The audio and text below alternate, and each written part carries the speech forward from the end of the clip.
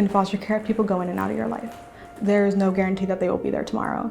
I went into foster care when I was 15 years old, and I was in an abusive situation. I had to be removed, and I was placed into a group home.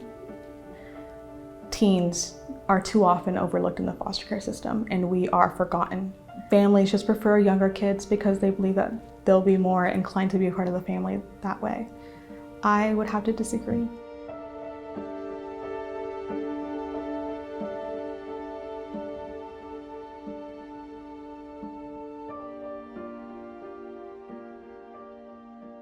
I'm Kendra Amico, and I live in Orlando, Florida, and I'm an emergency physician. I work at nighttime, then the daytime is family life. My name's Peter Amico. I'm a health economist.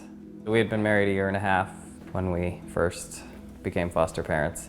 I don't know that we had a master plan for the size of the family. When are we gonna see our video? I have 6 kids with Peter, so it's a blend of adoptive and foster and biological children. I'm always thinking, like, do we have room in our life? Like, do I have time and love and capacity and energy to give to other kids, you know? But obviously there's a limit. We opened a donor advised fund in 2012 with Fidelity Charitable. And at that point, our passion for foster care was new. And so we didn't really know where that was gonna go. As time went on, we started to ask, what are some ways that we could do something more? We got a phone call that said, look, there's a kid in a group home and he goes to the school right down the road from you. Would you think about taking him for a short period of time? We had a couple days to kind of make a decision, then we decided to say yes. Alex came, and my oldest kid at the time was 5, and now I have a 17-year-old. We were just thrown into the deep end. I think in parenting in general, and certainly parenting a teen, you know, who came from a hard place, there's always moments where you think you're failing.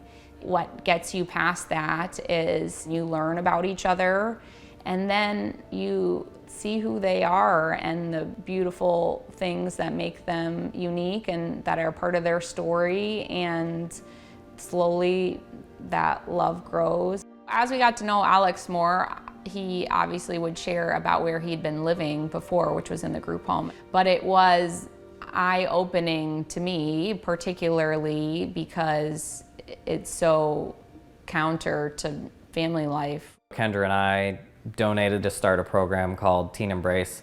The idea of this was really that we don't have enough teen foster homes. The ones we have are burning out left and right. So what can we do to support the teens who are in homes, kind of make sure that they are successful there, make sure that the families are successful, so it's not just about the teen, but it's also about the family.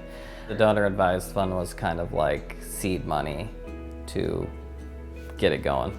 I always say, you know, Alex lived right down the road from me for 3 years before he moved into my home, and it was just like, that's a lot of lost time.